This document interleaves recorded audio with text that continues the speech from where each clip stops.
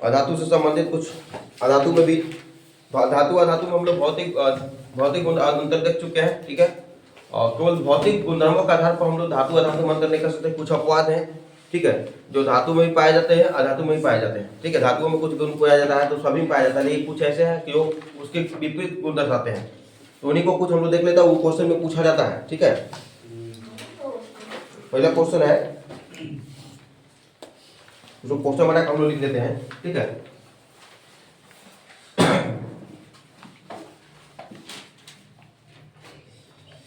हम लोग जानते हैं कि सभी धातुएं कमरे के तापमान क्या होते हैं, ठोस होते हैं। तो कौन सी धातु है जो ठोस नहीं होती है, द्रव होती है? द्रव। क्वेश्चन है, कौन सी धातु कमरे के ताप पर द्रव अवस्था में पाई जाती है, द्रव अवस्था में पाई जाती है। नहीं आंसर होगा पाई जाती है। इसका आंसर होगा पारा या मरकरी। क्या?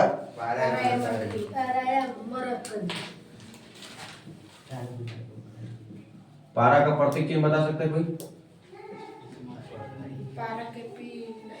Hg। कागज में पारा का P, तो फास्फोर का क्या होगा?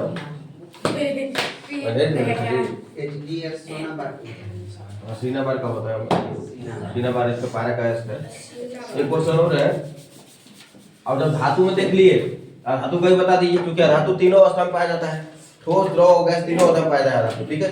तो उसमें से एक धातु ऐसा है जो द्रव अवस्था में ही पाया जाता है, ठीक है। तत्वों में एक धातु ऐसा भी है जो द्रव अवस्था में पाया जाता है। जैसे लिखे ना, कौन सी धातु कमरे के ताप पर द्रव होती है, उसी है। कौन सी धातु, कौन सी कमरे के ताप पर द्रव होती है, द्रव अवस्था, हाँ, द्रव अवस्था में पाई जाती है। इसका आंसर क्या होगा? ब्रोमीन। आंसर हो जाएगा ब्रोमीन। ब्रोमीन का प्रतीक चिन्ह नहीं पता ना।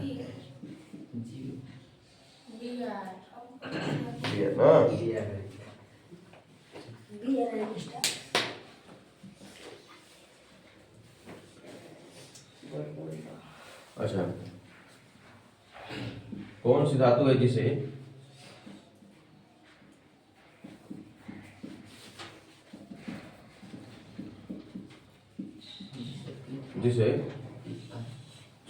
हथेली पर रखने पर पिघलने लगता है? हथेली पर रखने पर पिघलने लगता है।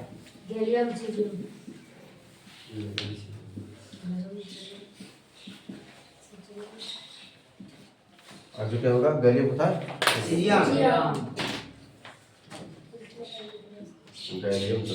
गैलियम का प्रतीक है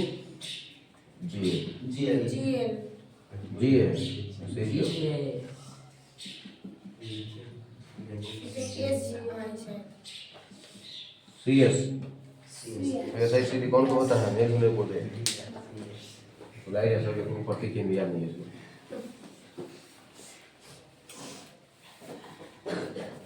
अच्छा, कौन सी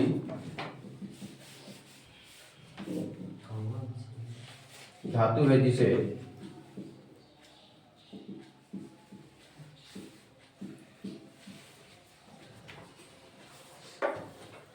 केरोसिन तेल में संग्रहित किया जाता है? Sodium potassium.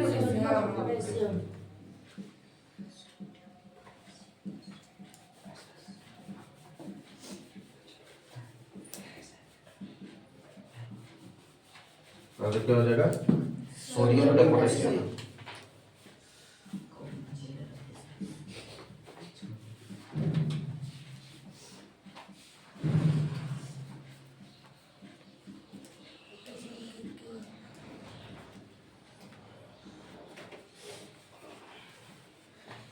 और वैसी सेम चीज है, जैसे केरोसिन तेल में रखा गया ना, एक और है तो उसको जल तेल में डुबा के रखा जाता है, अधातु है वो, धातु नहीं। कौन सी धातु है जिसे पानी में है। जिसे जल में डुबा के रखा था।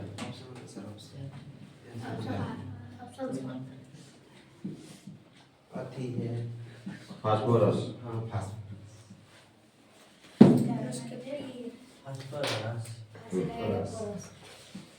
फास्फोरस है नहीं प्रतीक चिन्ह पी।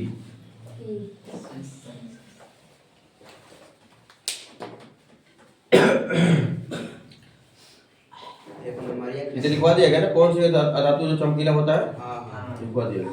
आयोडीन।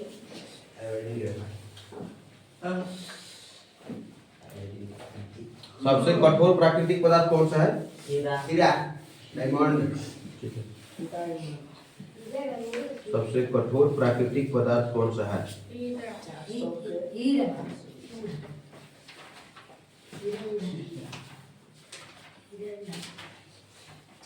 डायमंड आंसर कौन सा होगा? डायमंड डायमंड या हीरा।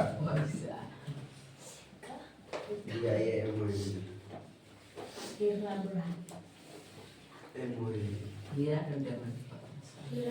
अंग्रेजी सब प्रतीक चिन्ह इसका कार्बन का या प्रूफ है तो कार्बन वाला ही होगा।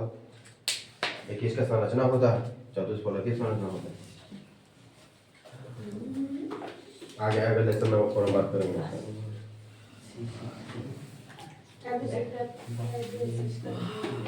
यही बात तो लिखवाया हुआ है ना कि कौन सी अधातु है जो विद्युत का चालक होती है, हाँ ग्रेफाइट लिखवाया है ना, इसको नहीं लिखवाइए। पहले बात तो क्या लिखा है सर? ठीक है सर। जैसे लिखवा है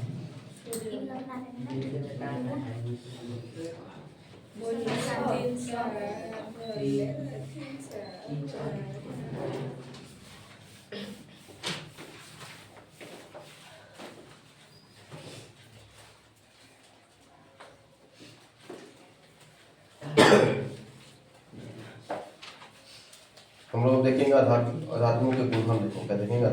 धातुओं के गुणधर्म, रासायनिक गुणधर्म। फिर बाद धातुओं का देखेंगे, क्या देखेंगे? तो धातु का साथ में ही देखते जाएंगे हम लोग, कंप्लीट होता जाएगा तो। हाँ अभी जो विषय ये बोले ना नहीं लिखा है। कौन सा? नहीं बोले कि खाली चमक को लिखा है। कौन सा धातु विद्युत का सुचालक होती है? हाँ तो लिख लीजिए होगा कौन सी धातु विद्युत की सुचालक होती है? विद्युत की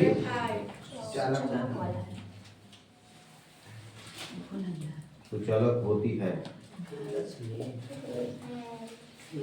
आंसर हो जाएगा ग्रेफाइट।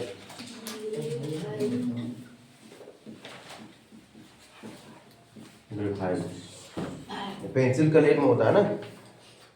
हाँ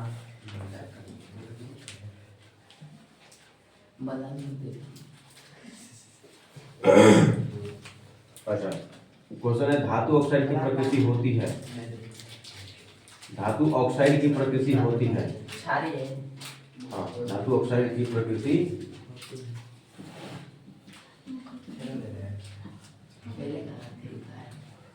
आंसर क्या होगा? क्षारीय होगा। क्या होगा?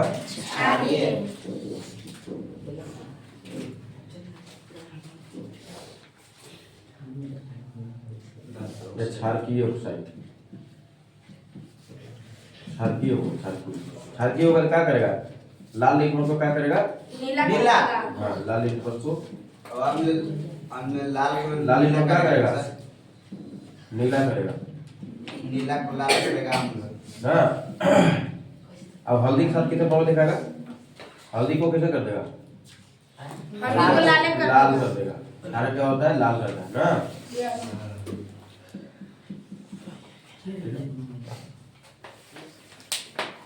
पूछेगा अधातु ऑक्साइड। अधातु ऑक्साइड की प्रकृति। अधातु ऑक्साइड की प्रकृति क्या होता है? अम्लीय। क्या होगा? अम्लीय। नीला इसको भास्मिक भी कहेगा कब जो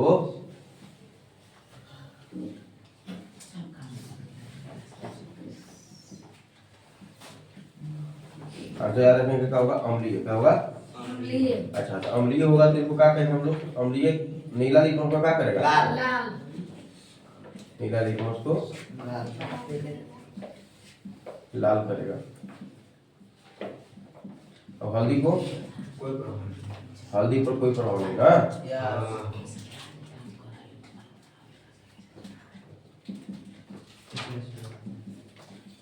अब जगह उलट के पूछ दे कि नीला लाल लिटमस क्या कर देगा तब, और नीला तो देखे लाल लिटमस देगा अम्ल के साथ, क्या करेगा वो? कोई करवा नहीं। कोई प्रभाव नहीं। ध्यान रखना है ना सब हाँ ये सब ध्यान रखना, जानकारी रखना, पीछे लेसन से है वो।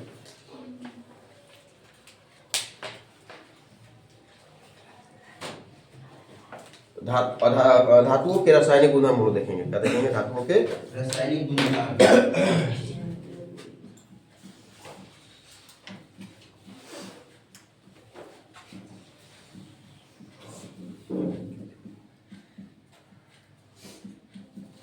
रासायनिक गुणधर्म में क्या क्या देखेंगे हम लोग? सबसे पहले देखेंगे धातुओं का वायु में दहन देखेंगे, ऑक्सीजन से क्रिया देखेंगे। पहले नंबर देखेंगे क्या चीज? ऑक्सीजन से क्रिया। दहन करते हैं कोई भी चीज का हम लोग, ऑक्सीजन से क्रिया करेगा। ऑक्सीजन से क्रिया, ऑक्सीजन से क्रिया या ना वायु में दहन, वायु में दहन। दूसरा हम लोग क्या देखने वाले हैं? दूसरा हम लोग देखेंगे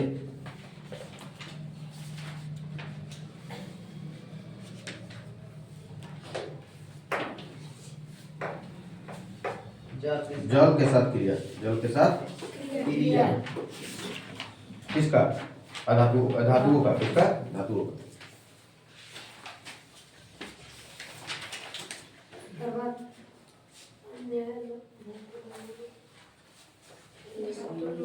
एक बार देखेंगे हम लोग लालों के साथ क्रिया है। जल के साथ क्रिया के बाद अम्ल के साथ क्रिया। तीसरा नंबर अम्लों के साथ क्रिया। अम्लों के साथ क्रिया अम्ल के साथ कैसे क्रिया करता है धातु। ठीक है, चौथा नंबर देखेंगे लालों के साथ धातु लवणों के विलयन के साथ क्रिया। धातु लवण के विलयन, धातु लवण के विलयन के साथ क्रिया।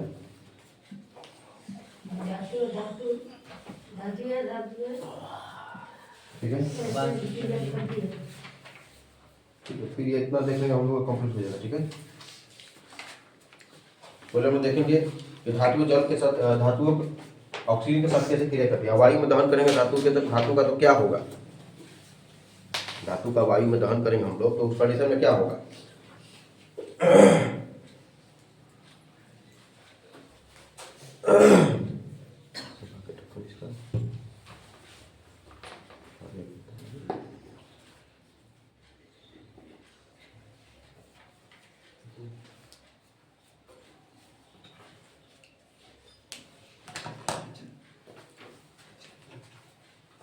पहले जी हम लोग देखते हैं सबसे पहला क्या?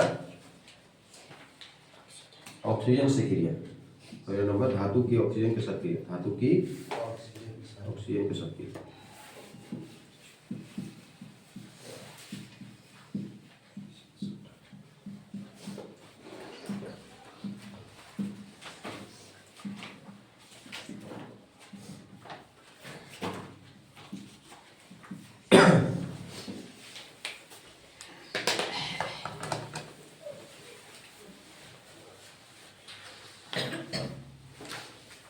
देखिए धातु प्लस ऑक्सीजन, धातु प्लस ऑक्सीजन। धातु, इस सूत्र आप याद रखना है, याद रख लेंगे तो हो जाएगा। इतने फल याद रखिएगा। धातु प्लस ऑक्सीजन देता है धात्विक ऑक्साइड। क्या? धात्विक ऑक्साइड। एक पूछता है काट से। धात्विक ऑक्साइड।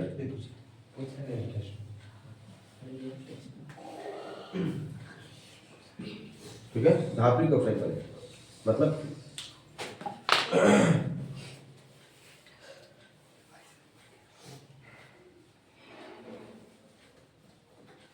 जैसे कोई धातु है और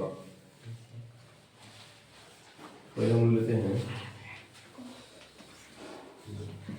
उदाहरण के लिए पहले नंबर। मैग्नीशियम का वायु में दहन करने पर, मैग्नीशियम रिबन का रिबन का वायु में दहन करने पर वायु में दहन करने पर वायु में दहन करने पर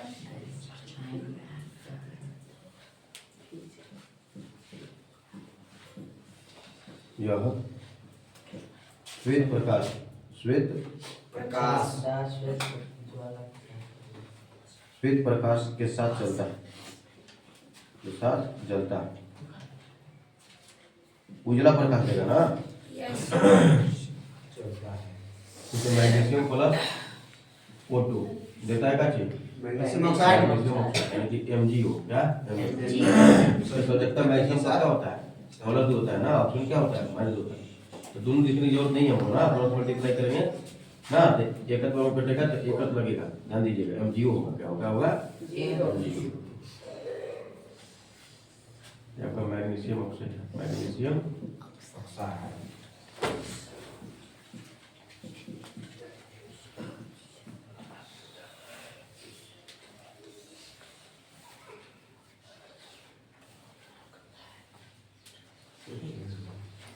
दूसरी बात कॉपर का, कॉपर को वायु की उपस्थिति में गर्म करने पर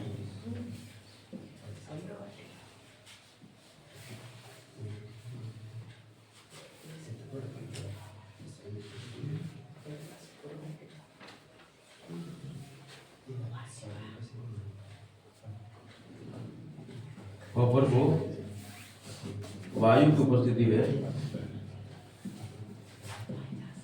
वार्तालाप नहीं कीजिए, गर्म करने पर क्या देता है,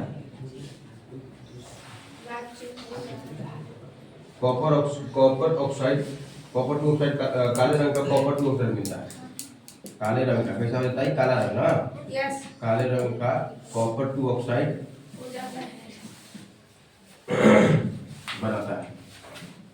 देखो पढ़ेंगे कॉपर टू ऑक्साइड।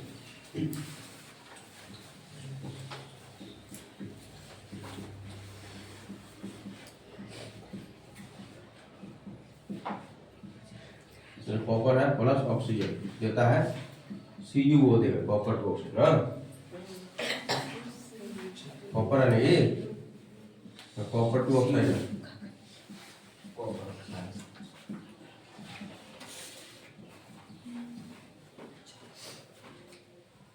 उसी प्रकार सोडियम है, क्या है सोडियम, हवा में रहता है तो सोडियम अपने आप पकड़ लेता है, हाँ। सोडियम तथा सोडियम पोटेशियम धातु को वायु के संपर्क में लाने पर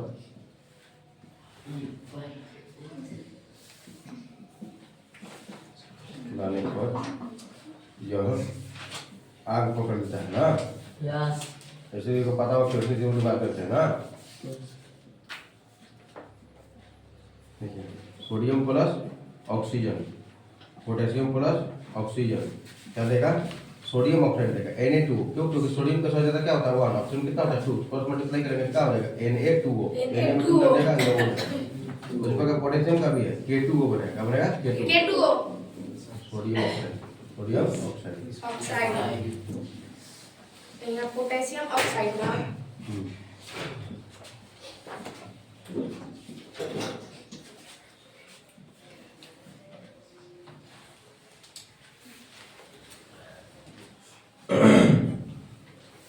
ऐसे एल्युमिनियम ऑक्साइड है वो। अच्छा एक बात, एल्युमिनियम ऑक्साइड की हम बात करेंगे। अच्छा इन लोग का जो जलीय विलयन है ना, जलीय विलयन क्या देगा, अधिकांश धातु ऑक्साइड घुलनशील होता है, लेकिन कुछ में से कुछ जल में घुल जाता है ना। यस अधिकांश धातु ऑक्साइड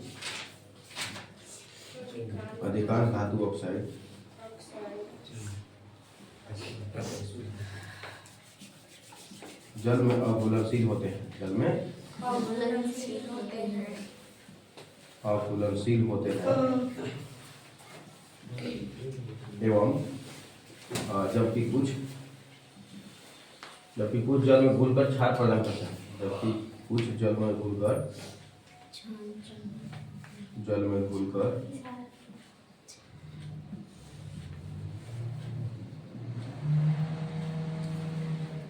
क्या प्रदान करते हैं? क्षार क्षार प्रदान प्रदान करते हैं। क्षार प्रदान करते हैं। ठीक है, उदाहरण के लिए सोडियम का ऑक्साइड और पोटेशियम ऑक्साइड। मैग्नीशियम का ऑक्साइड भी जल में घुलता है।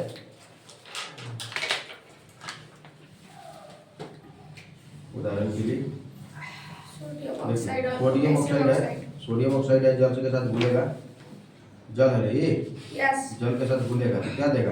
तो सोडियम हाइड्रोक्साइड देगा। क्या देगा ये? सोडियम हाइड्रोक्साइड देगा। ना क्या को हाइड देगा? दूगो हो गया, तो उससे मल्टीप्लाई करेंगे ना, ऑक्सीजन क्या हो गया? दो हो, एक में दो ही जा रहा है, सोडियम क्या होगा? दो हो गया, दो यहाँ ही है, ठीक है। यस, ये सोडियम हाइड्रोक्साइड एक कहते हैं कॉस्टिक सोडा। क्या कहते हैं? Caustic soda. सोडियम हाइड्रोक्साइड क्षार है ना, यस, प्रबल क्षार है जाने का हाइड्रोक्साइड। एक और ये पोटेशियम हाइड्रोक्साइड, तो पोटेशियम K2 प्लस H2 हो देता है क्या चीज? KOH करता है, KOH। दो से मल्टीप्लाई करते हैं क्योंकि दो पोटेशियम भी है हाँ, और दो हाइड्रोजन भी है, हाँ। ऑक्सीजन एक को दो से गुणा करने हाँ। है। अच्छा ये क्या चीज है? ये जल है ना, तो क्या देगा? Potassium hydroxide. पोटेशियम ये कहते हाइड्रोक्साइड। हैं caustic potash, caustic caustic potash. Potash. नीचे लगी सर। अब हम लोग देखने वाले हैं उभयधर्मी ऑक्साइड। क्या देखेंगे? उभयधर्मी ऑक्साइड। जैसा भी जस्ट पढ़े हम लोग कि धातु का ऑक्साइड जो है क्षारकीय होता है और धातु का ऑक्साइड अम्लीय होता है। तो इनमें से कोई धातु ऑक्साइड ऐसा है स्पेशल कि वह अम्लीय और क्षारकीय दोनों है। और ये बात पूछता है आपको उभयधर्मी ऑक्साइड क्या होता है, उदाहरण दीजिए। ठीक है, कई बार रेलवे में भी दिया है, एसएससी में भी दिया है, आपको बोर्ड एग्जाम में भी दिया हुआ है। ठीक है, तो थोड़ा ध्यान से देख लेंगे इसको। यस, यस, उभयधर्मी ऑक्साइड ऐसे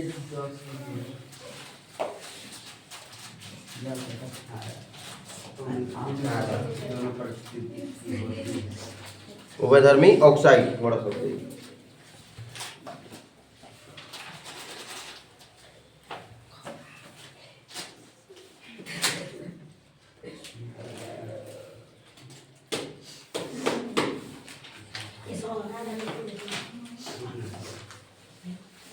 हाँ, उभयधर्मी ऑक्साइड किसको बोलते हैं? फिर से परिभाषित कीजिए। ऐसी हाँ, धातु ऑक्साइड, ऐसी धातु ऑक्साइड जो अम्ल तथा क्षारक दोनों प्रकृति की होती है, हाँ धर्मी ऑक्साइड कहलाता है। ठीक है,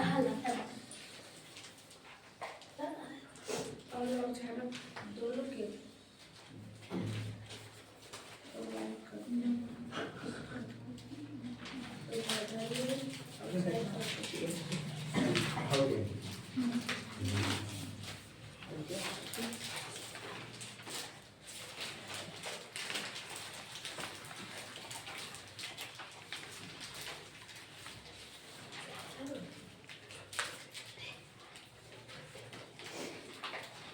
देखिए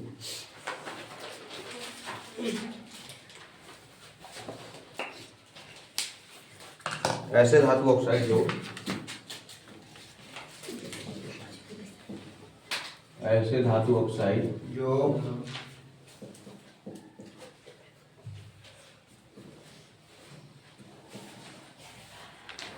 जो अम्लीय तथा क्षारकीय दोनों गुण प्रदर्शित करते हैं। अम्लीय तथा क्षारकीय दोनों गुण प्रदर्शित करते हैं। दोनों गुण प्रदर्शित करते हैं।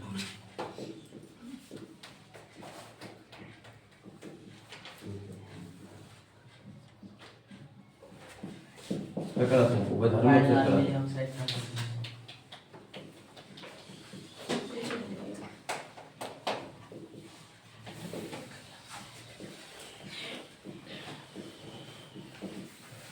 ठीक है,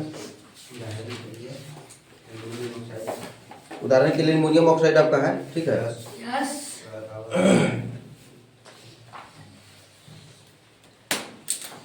उदाहरण के लिए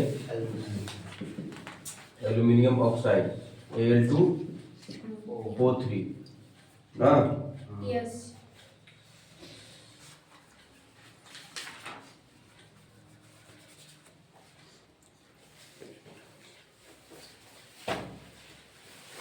देखिए अम्लीय क्षार के दोनों गुण कैसे प्रदर्शित करेगा ये?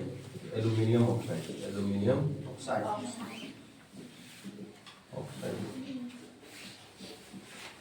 अम्लीय क्षार के दोनों गुण कैसे प्रदर्शित करता है? पहला बात जैसे एल्यूमिनियम है Al2O3 एल्यूमिनियम ऑक्साइड, और यह क्रिया किया अम्ल के साथ, क्या के साथ? अम्ल के साथ। ये अम्ल है और यह क्षारक के साथ भी क्रिया करेगा। क्षारक में हम लोग लेते सोडियम हाइड्रोक्साइड लेते हैं, क्या लेते हैं? Sodium sodium hydroxide. हाइड्रोक्साइड क्रिया करेगा तो क्या रहेगा? दोनों अम्ल के साथ क्रिया करेगा तो एल्यूमिनियम क्लोराइड देगा, क्या देगा? Aluminium chloride AlCl3 aluminium chloride, हाँ, और इसमें 3H2O देगा। H2O को संतुलित कर सकता है, 3 लगा देगा। एल्यूमिनियम क्या हुआ है? 2 गुना का हुआ है, 1 हुआ है, तो 2 से मल्टीप्लाई करते हैं। यस दिखाना भी पड़ता है सही इसमें। हाँ हाँ देखिए ना। अच्छा इसके बाद क्लोरीन क्या हुआ? 2 दिया 6 को, 6 गुना करना होगा।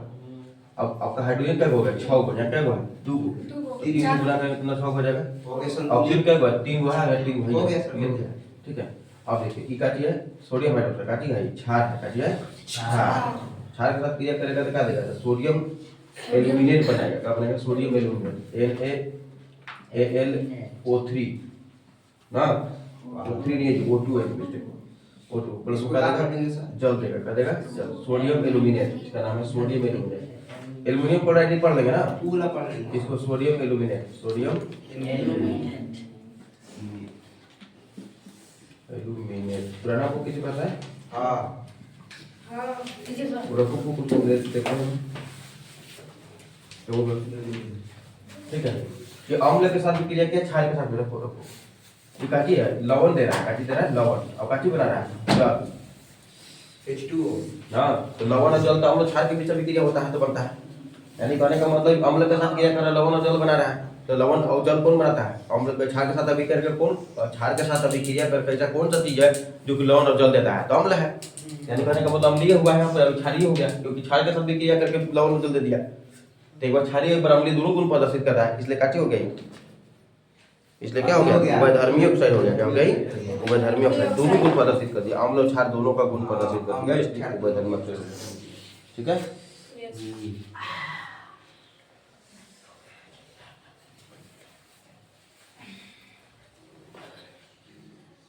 उदाहरण के लिए आपका इस बुक में केवल एल्युमिनियम ऑक्साइड लिखा ना, कोई गौण लिखा है, ये जिंक ऑक्साइड भी लिखा है, जिंक ऑक्साइड। यदि अम्लीय क्षार के दोनों को प्रदर्शित करता है ना, NO चले ना जिंक ऑक्साइड यहाँ लिखा है बुक में आपका, हाँ लिखा है कि लेकिन कुछ एल्युमिनियम ऑक्साइड, जिंक ऑक्साइड जैसे कुछ धातु ऑक्साइड अम्लीय तथा क्षार के दोनों को प्रदर्शित करते हैं ना। जिंक ऑक्साइड दो उदाहरण है ना। जिंक ऑक्साइड ये भी आपका काटी है, उभयधर्मी ऑक्साइड है, काटी है उभयधर्मी। उभयधर्मी ऑक्साइड ठीक है। यस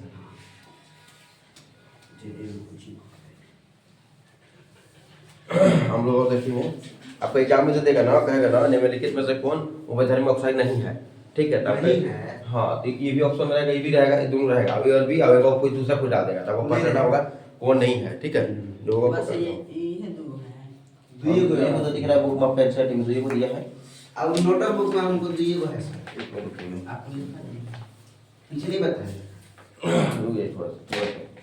ये बुक में आपका एनसीईआरटी वाला बुक है ना, उसमें केवल एक ही को उदाहरण दिया है, दोनों दे दिया है, दोनों दे देखिए एल्युमिनियम ऑक्साइड, जिंक ऑक्साइड, कुछ धातु अम्ल क्षार दोनों को प्रदर्शित करते हैं ना।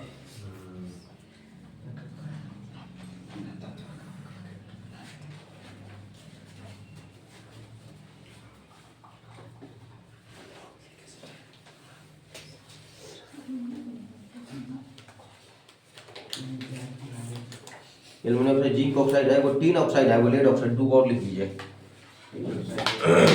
दो और लिख लीजिए। कौन कौन सा है? दो है हुआ ना, पहला नंबर ये हुआ, दूसरा नंबर ये हुआ, तीसरा नंबर और चौथा नंबर भी लिख लीजिए। ठीक है। अभी क्रिया हम लोग क्यों करें? दो और है, कौन कौन दो है?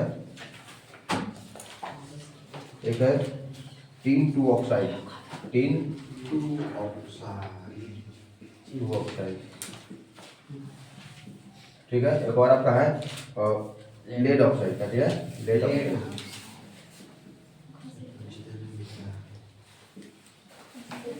इसका सूत्र है SnO, SnO, एसन लीड का सूत्र है ना, लेड का PbO, ठीक है, ये हो गया आपके पास।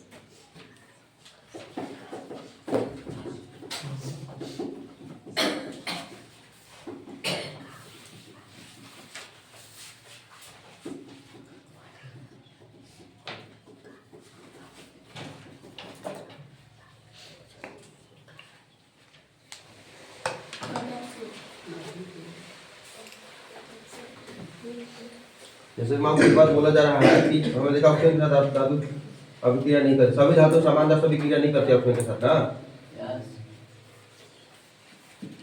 सभी धातुओं के ऑक्सीजन के साथ क्रिया, सभी धातुओं की अम्ल के साथ सभी धातुओं की ऑक्सीजन के साथ क्रिया, ऑक्सीजन के साथ क्रिया की दर, ऑक्सीजन के साथ क्रिया की दर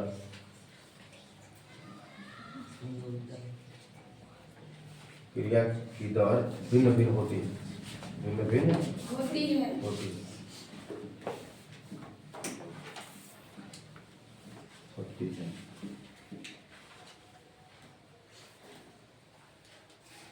जैसे हम लोग देखे कि कोई गर्म किया गया तो सफेद प्रकाश से साथ जला, कोई काला ऑक्साइड बना दिया है ना, अच्छा, और कोई एकदम क्रिया नहीं करेगा, और कुछ हम हवा में रखे तो इसे आग पकड़ लिया, हाँ। यस। अब कोई धातु जैसे है ना, सामान्यतः मैग्नीशियम, एल्युमिनियम और जिंक, लेड आदि धातुओं की सतह पर ऑक्साइड की पतली परत चढ़ जाती है, और सामान्य ताप पर तो कमरा के ताप, हाँ, हाँ। सामान्य ताप पर कौन कौन, एल्युमिनियम और मैग्नीशियम, और क्या लिखा है, जिंक, लेड, मॉलिब्डेनम आदि से धातुओं की सतह पर, आदि जैसी धातुओं की सतह पर धातुओं की सतह पर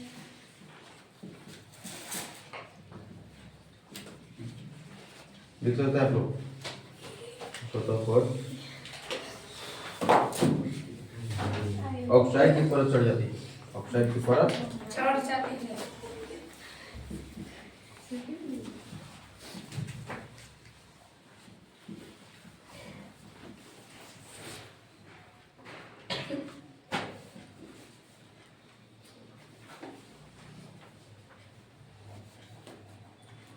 जो इन्हें पुनः ऑक्सीकरण से सुरक्षा करती है, जो इन्हें ऑक्साइड के पर जो है ना, जो इन्हें पुनः ऑक्सीकरण, फिर आगे ऑक्सीकरण नहीं होने देता है ना, ऑक्सीकरण होगा धातु का परत हरासमेंट होता है, पुनः ऑक्सीकरण से सुरक्षा करती है,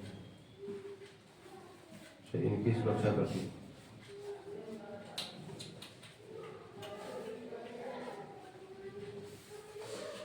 अगला पॉइंट,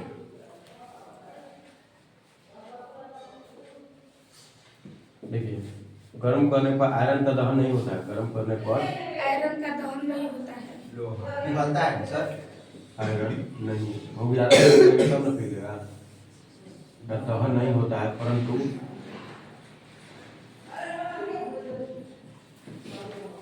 परंतु ना बर्नर द्वारा जो है ना, बर्नर द्वारा बर्नर की ज्वाला पर जब लौ चून को डालेंगे तो वो तेजी से जलेगा, परंतु बर्नर की ज्वाला पर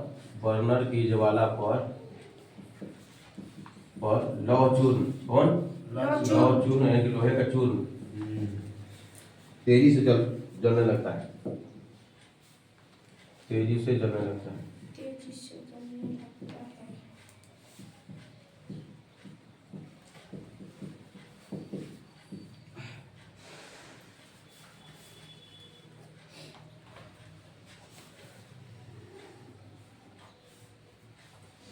कॉपर का दहन करेंगे तो क्या होगा, कॉपर का दहन करेंगे तो अधिकता ऑक्सीजन के साथ अभिक्रिया नहीं करता है ना, यस। पीछे लिखे थे ना काला रंग का ऑक्साइड बनाया था, और लिखे थे।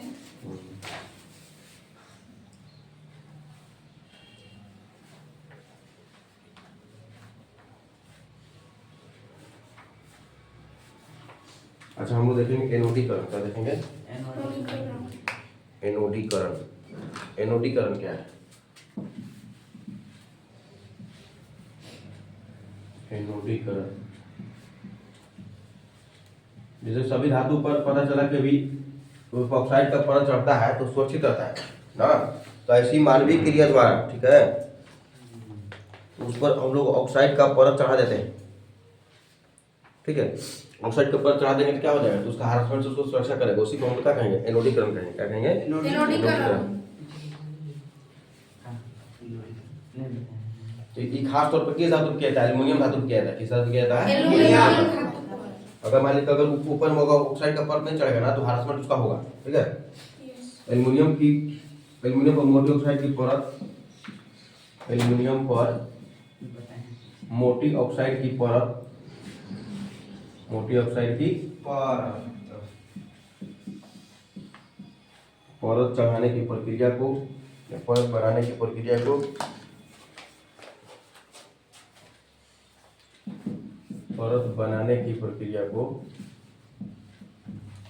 क्या कहेंगे हम लोग? प्रक्रिया को एनोडीकरण कहते हैं। एनोडीकरण कहते हैं।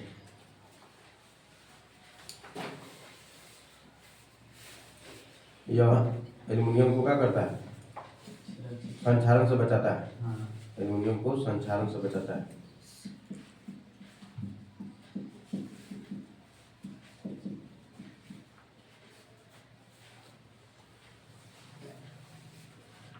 एनोडीकरण के एल्युमिनियम की एक साफ वस्तु बन को देखिए, एनोडीकरण के लिए क्या करते हैं? एनोडीकरण के लिए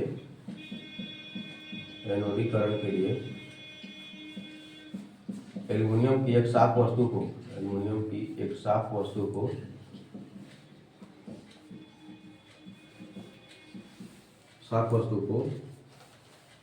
एनोड बनाकर सल्फ्यूरिक अम्ल, एनोड बनाकर तनु H2SO4 तनु सल्फ्यूरिक अम्ल ना यस। के साथ इसका विद्युत अपघटन करते हैं, के साथ इसका विद्युत अपघटन करते हैं।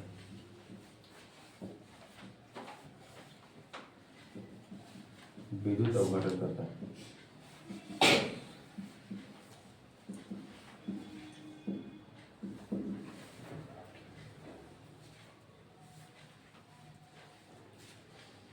हम देखेंगे कल धातुओं का जल के साथ अभिक्रिया। धातुओं का दूसरा नंबर आएगा ना,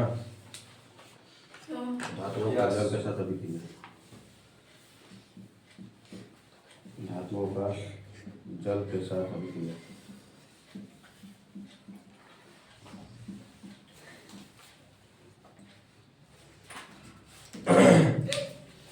ठीक है, इसमें से अगर एक बात याद रखिए, फॉर्मूला में धातु प्लस जल देता है धातु ऑक्साइड प्लस हाइड्रोजन, क्या देगा? धातु प्लस जल देता है धातु ऑक्साइड प्लस हाइड्रोजन। यहाँ में पूछा भी है ना, क्या पूछा है? इसे पूछता है कि धातु जब हम जल के साथ अभिक्रिया करेगा तो कौन सा गैस उत्पन्न करता है? हाइड्रोजन गैस उत्पन्न करता है। देखिए तीर के साथ मतलब हाइड्रोजन गैस उत्पन्न करता है। और धातु ऑक्साइड प्लस जल, हाँ, और धातु ऑक्साइड प्लस जल, धातु का ऑक्साइड जल के साथ क्रिया करेगा ना तो क्या देगा? धातु हाइड्रोक्साइड देगा। क्या देगा? धातु हाइड्रोक्साइड। इसके बारे में हम लोग कल देखेंगे, ठीक है। जब तक मिलते हैं नेक्स्ट वीडियो में, धन्यवाद।